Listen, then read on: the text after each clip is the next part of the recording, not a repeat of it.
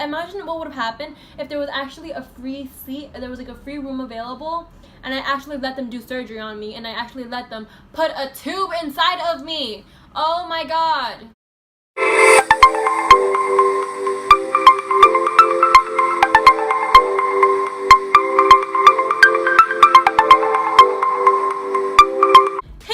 What's up? It's Sal here again with another video. Welcome back to my channel, guys. As you guys can see from the video title, this video is going to be a story time about the time I almost got rushed to the ER. No, this is not clickbait. Okay, so unfortunately, I do not have any proof. It's just clearly a story time because clearly when I was younger, I didn't know I was gonna, do YouTube videos. So you know what? Grab your boo, grab your babe, grab your mom, grab your dad, grab your sister, grab your dog, grab your cat, grab your turtle, grab your fish. Well, I tell you guys a story about the time I got rushed to the ER and almost died. Now, without further ado, let's get on this video. Okay, so I was in my country. I was studying there. Like, I was in school because my family decided to move. And let's just say one random school day, we were playing soccer. We were playing soccer like a normal team, right? So then, I was like so into this game. Like I loved it. And it's not like people always thought that I love showing off, but that is not the case. I just love, I don't want to say extra, but people always call me that, say that I'm extra in everything that I do. But no, that is not the case. So anyways, I'm very enthusiastic in anything I do, whether I'm dancing, whether I'm singing, or whether I'm doing a sport I don't like, whether I'm running, anything that involves like physically, like I have to physically be active, I am always really jumpy. After all that, I kicked the ball. And I kicked the ball really far. So like it was obviously the bad kick that I did. So obviously I ran to go get the ball, but the ball has landed. I had to jump a rope. I had to jump a rope. And when I went to go jump the rope, I fell. This is the rope, this is my foot. I tripped on it and boom, I literally flew and then I landed on the ground. And afterwards, I hit my stomach so goddamn hard. Like I legit could not breathe. Like I was struggling on the ground while everybody was rushing and the teacher was coming and the kids were coming, but like literally they wanted to touch me so they can bring me back up, but I told them because I couldn't breathe, literally I could not breathe, but like I used all my energy to tell them don't touch me, don't touch me, don't touch me. Even that was so hard for me just to talk and tell them not to touch me. That was so freaking hard for me, being on the ground and using all of my energy and telling them not to touch me. And I was just like screaming it, and they can tell in my eyes that I was being really serious, and I just stopped talking because I couldn't breathe. And then obviously they didn't want to listen to me, so then a teacher came and then he just got me up and he like carried me into the principal's office. Anyways, that happened and everybody's just like looking at me and they're like all so freaking worried and they have like their scared faces on. So afterwards, they called my mom and say that come pick me up because I've been injured, pretty severe. I'm pretty sure that's what happened, pretty severe. By the way, this happened like when I was in 7th grade. Right now I'm a junior in high school, so this happened like quite a while ago. So anyways, that happened and my mom came. She was obviously really worried and I got home. Like obviously I continuously, like I finally breathed. Obviously it just took me, I was out of breath for like 15 seconds, and that's a pretty long time because I was panicking and I couldn't breathe. I just wanted to lay in the ground and just do me. Let me pass out on the ground as long as I'm alive. I got my breath back and I finally got my voice back.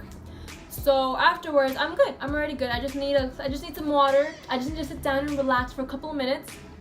So yeah, that's what happened.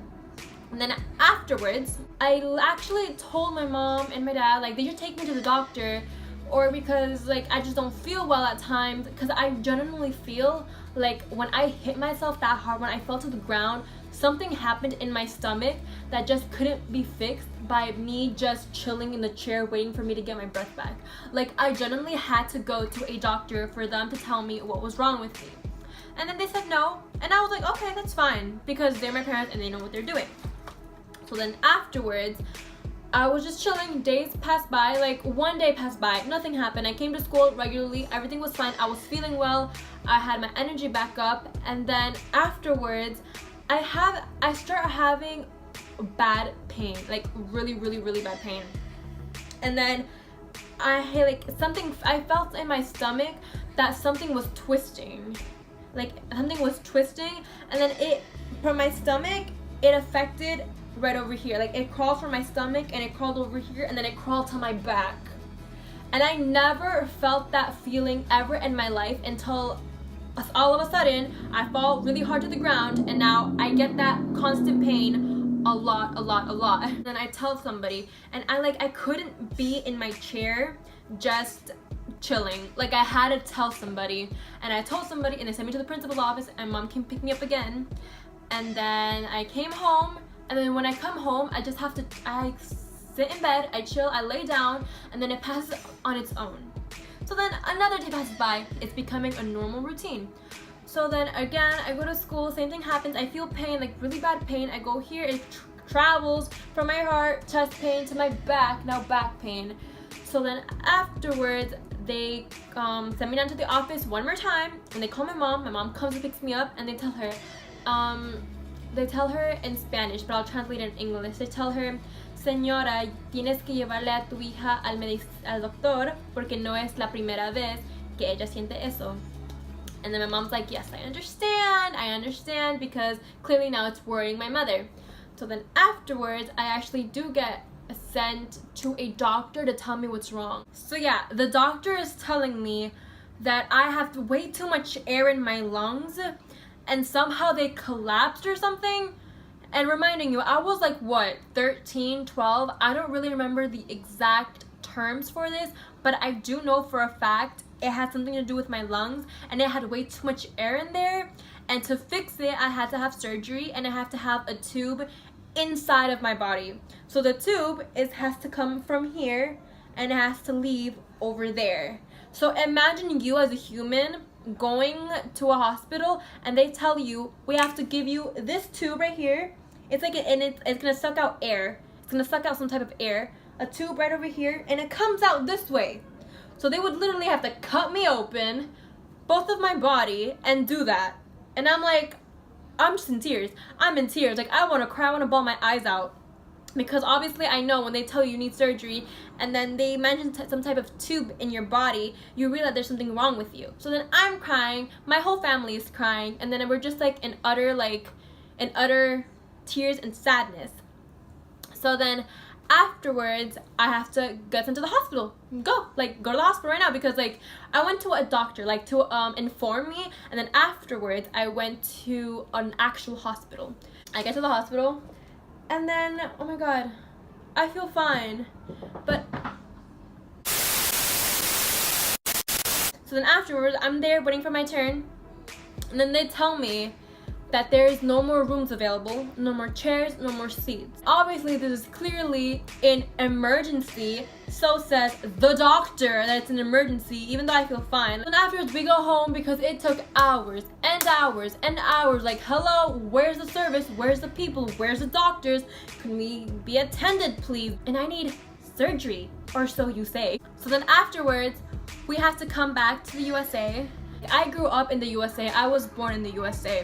I am a citizen, and then I go to my pediatrician and I give them the x-rays and I give them all the papers, because honestly I feel more safe over here with my pediatrician who's seen me grow up than a random doctor in the hospital. And if he says I need a tube over here and over here, hey, that's my pediatrician. Then I feel more comfortable because it's coming from the person who's taken care of me since I was a baby. We give my doctor my x-rays, my paper, all my medical exams, everything. And then he reads them, and then he analyzes it. He makes his way in the waiting room, which is like, okay, cool, I'll go to the waiting room. And then afterwards, he calls us back in, and he tells us, what did the doctors in Peru tell you to do? I was like, I needed surgery, and I needed like a tube inside of me coming from over here and coming from out of this part of my body. And he says, what?